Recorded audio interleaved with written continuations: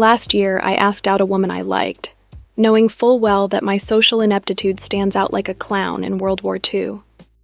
And instead of the usual nuclear rejection, she said that she'd rather us go out as friends. I chose to stay on as friends, and as friends we would have long conversations over the phone about various non-romantic stuff that we liked, such as memes, black holes, and traveling. We went out to eat a few times, but usually went Dutch on the check.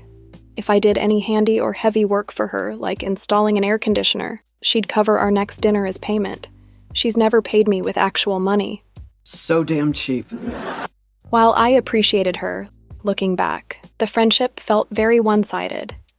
I enjoyed her for conversations, but after a while, I accepted that nothing more was ever going to happen and stopped being the free labor handyman.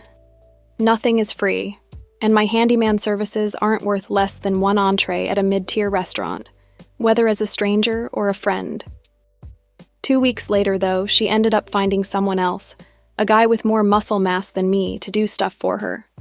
But she also said that he's just a friend. The thing is, though, I saw a social media story of them lying shirtless in bed, so I'm pretty sure that they're sexually active with each other. I think so too. Me and this woman, who we'll call Mary from now on, stopped talking for about 3 months. But fast forward to this past weekend, and I go to the beach with another woman, someone who actually seemed interested in me. Me and this other girl, who we'll call Sarah, had fun, but we didn't kiss or have sex. Although I did rub sunscreen on her whole back, which was the most intimate encounter I'd had with a woman in 7 years. That's a long time. Mary, the original female friend, would always give me a one-armed church hug, but this new girl, Sarah, hugged me as if we were cuddling. Anyway, I took a selfie with Sarah and posted it online. And immediately, Mary called my phone, yelling, cursing, and berating me for going to her favorite beach with some other woman.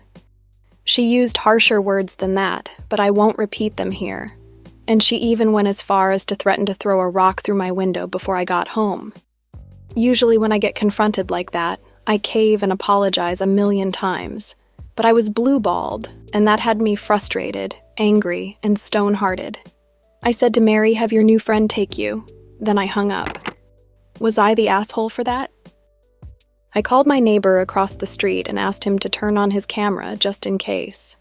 When I got home, there wasn't any property damage. But why do some women think they're entitled to a man's energy and time? I respect that she doesn't owe me sex, but she refuses to accept that I don't owe her my time. I'm okay with being platonic with a woman, and I would have stayed friends with Mary if she wasn't so hostile and jealous. At this point, I'm questioning and reevaluating all my life choices, and I'm hoping that Mary doesn't attack in the middle of the night. Either way, I'm still going through an ongoing dry spell, and I don't think it's fair for me to be single, sexless, and have relationship drama. I suck at social cues, and even when I'm 100% sure of a social cue, it turns out to be wrong.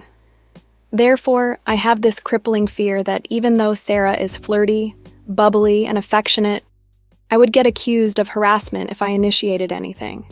I mean, it's happened 5 times before, but thankfully not in a way that would get me in jail or unemployed. But I'm not getting any hopes up for a forever alone success story. I'm almost 33, and perhaps I should accept that I'll never have sex again. I think I should ghost the second girl, even though she hasn't rejected me yet. But if I do, I'd be letting my fears defeat me and win. OP needs to drop Mary immediately, and then let Sarah know how he feels and what his intentions are, so he doesn't land himself in the friend zone again. If things don't work out with this new woman, I would suggest that he finds some way to get used to being rejected, at least if he ever plans on being intimate with a woman ever again. Appropriate Dream says, "You guys have to stop with the indirect language. I'm not going to pretend that I'm some kind of expert on what women want, but if I know one thing that they pretty much all have in common, it's the desire for clear and assertive communication.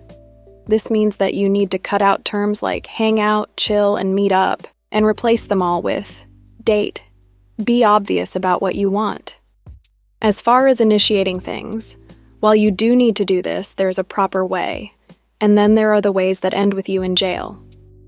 If you've gotten highly negative reactions 5 times, you're doing something wrong. First, you need to set the expectation that this is a romantic situation, and that sex in the near future is the goal. You do this by telling her that it's a date. Again, not a hangout, not a meetup, it's a date.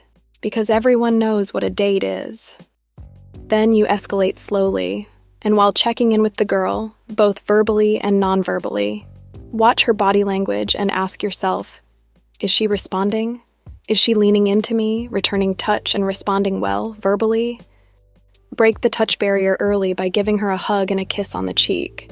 This may be acceptable or not, depending on your region, but make it quick. Don't be weird. During the evening, hold her hand and again, look at her body language. At some point during the evening, give her a hug and be smooth with it. After you hug her, say this, I really want to kiss you right now, is that okay? This line has literally never failed me.